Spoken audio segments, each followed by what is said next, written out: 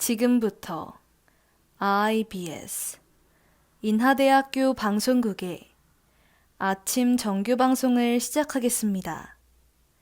인하대학교 방송국은 본 대학의 이념과 전통을 수호하며 방송을 통해 인하인의 올바른 여론을 대변하고 대학 문화의 창달자로서의 임무를 다하고 있습니다. 아침 신문 브리핑입니다.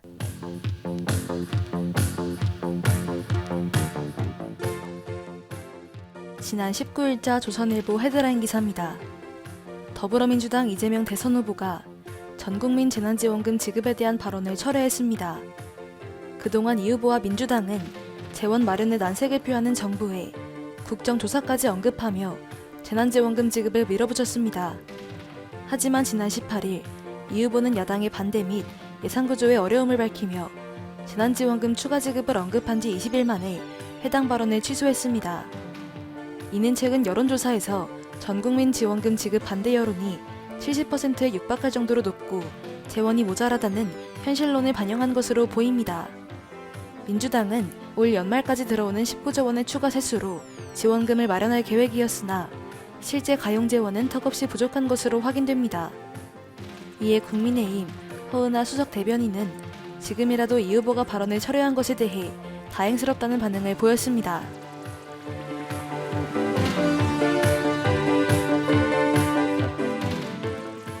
지난 19일자 중앙일보 사회면 기사입니다. 공공병원이 신종 코로나 바이러스 감염증 전담병원으로 전환되면서 말기 암 환자들이 호스피스 서비스를 받기 어려워진 상황입니다. 호스피스 서비스란 죽음이 가까운 환자를 입원시켜 위안과 안락을 얻을 수 있도록 도와주는 시설을 말합니다. 코로나19 발생 이전에도 국내 호스피스는 절대적으로 부족했으나 대규모 팬데믹이 장기화되며 암 환자가 갈 곳이 사라진 것으로 보입니다. 이 때문에 서울대학교 병원 응급실에서 숨진 말기 암 환자가 2019년 53명에서 지난해 99명으로 약 2배가량 증가했습니다. 응급실에 실려갈 경우 호스피스에 비해 케어 플랜이 부재하여 심폐소생술과 인공호흡기 치료 등을 받게 돼 임종의 질이 약화됩니다. 이에 서울대 혈액종양내과 김범숙 교수는 위기 상황에서도 말기 환자 돌봄이 반드시 이어져야 한다고 호소했습니다.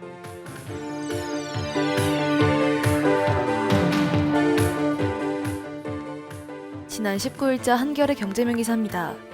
3분기 물가와 금리가 동반 상승하며 저소득층 식료품 소비와 이자 부담이 크게 증가했습니다. 지난 18일 통계청이 발표한 3분기 가계 동향 조사 결과에 따르면 1분위 가구의 월 평균 소비 지출이 지난해 같은 기간보다 6.6% 상승했습니다. 이렇게 1분위 가구가 높은 소비 지출 증가율을 보인 가장 큰 원인은 식료품 및 교통 지출이 크게 증가했기 때문으로 파악됩니다. 지난 3분기 농식품은 물론 국제 유가 상승으로 공산품 물가가 오르면서 소비재의 지출 비중이 높은 저소득층이 타격을 받게 되는 것입니다. 한편 일각에서는 이러한 높은 물가 오름폭이 내년 상반기까지 이어질 가능성이라는 입장도 존재합니다. 지금까지 아침신문 브리핑의 장을서였습니다.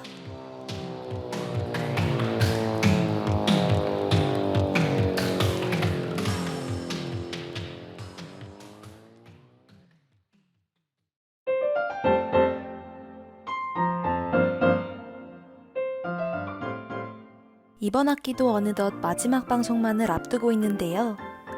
방송이 끝나더라도 운동을 통한 자기관리의 끈은 놓지 말아주세요. 하루 5분 간단한 스트레칭으로 굳어버린 근육에 활기를 불어넣어 드릴게요. 사소하지만 도움이 되는 간단한 운동 방법, 데일리 스트레칭 지금 시작합니다.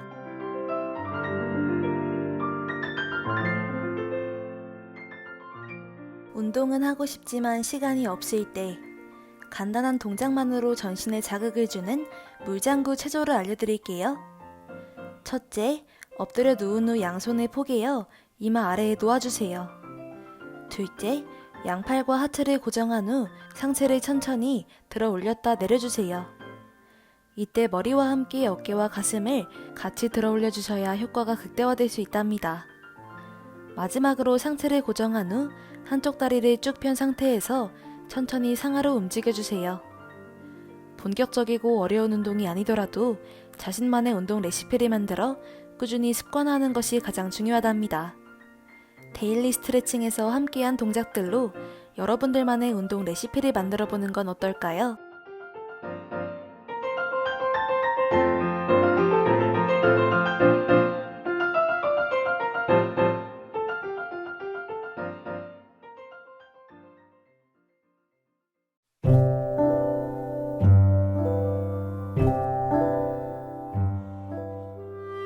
숨을 깊게 들이마시면 하파로 들어오는 계절의 냄새.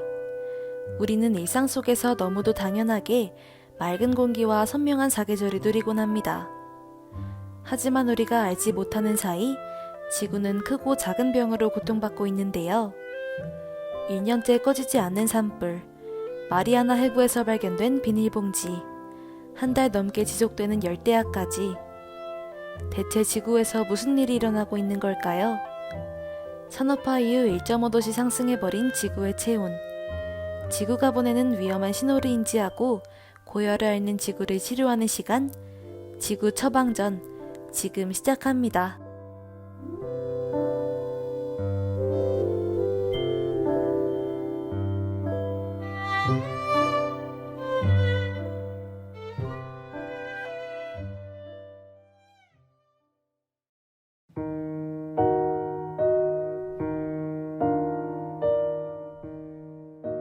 (2017년 9월 28일) 부산항 간만부두에서 이전에는 본 적 없는 정체불명의 작은 생명체가 발견됩니다.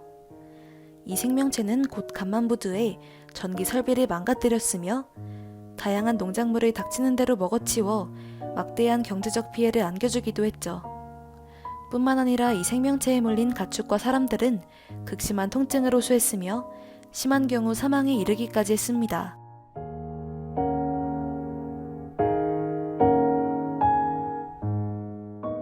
원인불명의 존재에 대한 피해가 커지자 정부는 긴급 관계부처 차관회의를 열고 태스크포스를 설치하는 등 범정부 대책을 마련했습니다. 불명의 생명체가 자주 출몰하는 전국 주요 항만에 덫을 설치해 침입을 철저히 차단하려는 노력을 보였는데요. 또한 이 생명체가 발견된 곳에 대해선 주당 2차례의 예찰을 진행하기도 했습니다. 하지만 생명체의 높은 번식력에 의해 한 곳이라도 방역에 구멍이 뚫린다면 확산은 시간 문제인 상황이었죠. 지구가 보내는 마지막 위험 신호. 지구는 대체 어떤 병을 앓고 있는 걸까요? 노래 한 곡 듣고 와서 본격적인 이야기 시작해 보겠습니다.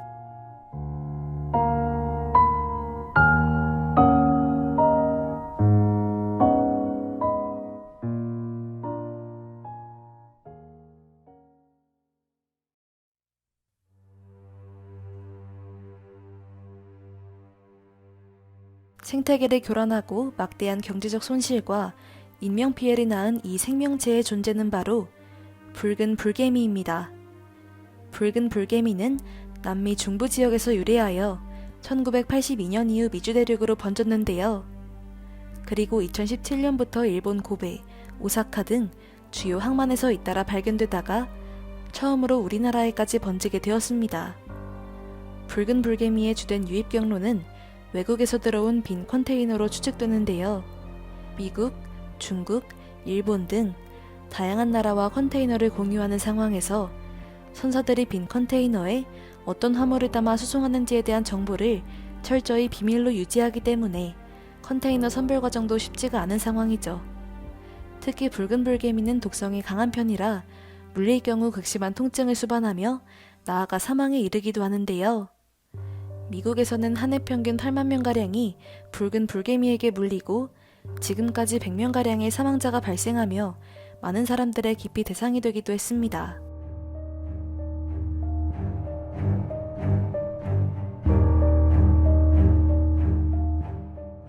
붉은 불개미 유입 사건을 통해 진단한 지구의 병명은 유해 외래종의 침입입니다. 외래종이란 고의적 또는 우연적으로 인간의 활동에 의해 새롭게 유입된 생물종을 말하는데요. 크게 개양을 기준으로 귀화종과 침입 외래종으로 나눌 수 있으며 생태계에 악영향을 끼치는 생물들은 침입 외래종에 해당합니다. 2010년 세계자연보호연맹은 21세기 지구의 가장 주요한 환경 문제 중 하나로 침입 외래종 문제를 꼽았는데요. 또한 침입 외래종은 세계 GDP의 10%를 감소시키며 지구의 생물 다양성을 해치는 가장 위협적인 존재라는 입장을 내놓기도 했습니다. 그렇다면 침입 외래종으로 신음하는 지구에게 맞는 맞춤형 처방전을 내려볼까요? 다운의 포비아, 칸의 아임 유어걸 듣고 남은 이야기 이어가겠습니다.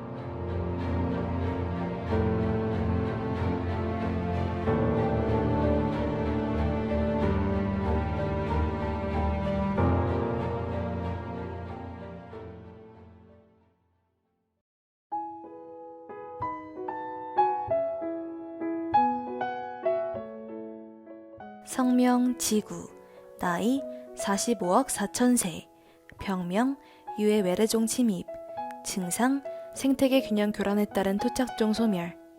환자의 인적 사항과 질병 내용을 파악했으니 본격적으로 지구에게 알맞은 약을 투여해봅시다.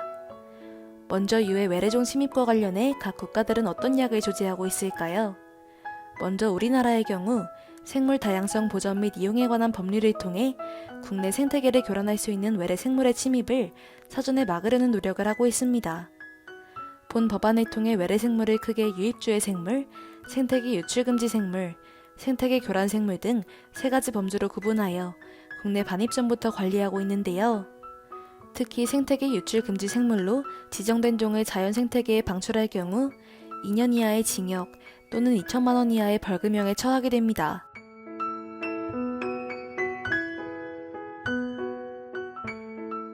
농업국에서 시작해 무역 상대인 유럽, 아시아와 대양을 사이에 두고 있는 미국은 지리적으로 생태계가 상이하기 때문에 외래종의 문제가 중대한데요. 때문에 미국은 외래종 규제를 중심으로 조수, 어류에 관련하는 모든 법이 연결되어 있습니다. 또한 특이하게도 미국은 유해 잡초법이 존재하여 방제 대상이 고등 식물에게까지 미치는 등 수비 범위를 광범위하게 설정하여 검역 규제를 설정하고 있습니다. 일반적으로 사람들은 외래종 문제를 주로 생태계 교란 정도로 가볍게 인식하고 있는데요. 하지만 외래종이 우리 생활에 미치는 영향은 매우 다양하고 심각한 만큼 외래종에 대한 인식을 제고시킬 필요가 있어 보입니다.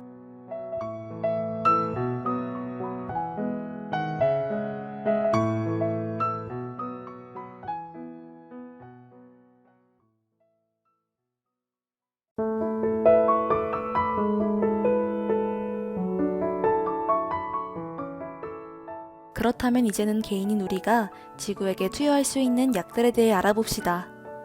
미국 플로리다 해안가에서 먹이사슬을 교란시킨 140종의 파충류 중 85%가 외래 반려동물 거래에 의해 유입된 것으로 확인됐습니다. 이는 비단 외국의 사례에 국한되지 않는데요. 최근 낙동강변에서 무섭게 번식하고 있는 붉은 귀 거북이는 반려용으로 수입되었지만 무단으로 방사되어 토종 물고기들의 씨를 말리고 있는 상황입니다. 따라서 개인이 동물을 분양할 때 분양하려는 동물이 생태계에 유해한 외래종인지 잘 확인한 후에 선택하는 것이 중요한데요. 특히 검증되지 않은 수입 반려동물이 늘어나고 있는 상황에 마구잡이식 방사는 결코 허용될 수 없다는 점을 꼭 기억해주세요. 지금까지 지구를 괴롭히는 유해 외래종 침입에 대한 이야기 나눠봤는데요. 오늘의 처방전을 통해 지구를 위한 여러분의 작은 습관이 생기기를 바랍니다. 그럼 아이유의 비밀의 화원 들으며 이번 학기 지구 처방전 마무리 짓도록 하겠습니다.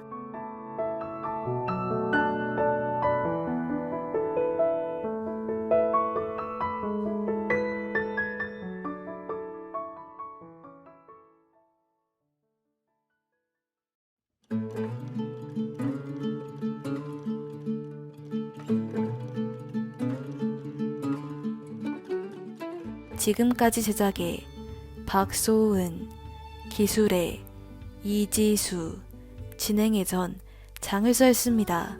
고맙습니다. 새들은 걱정 없이 아름다운 태양 속으로 음표가 되어나네.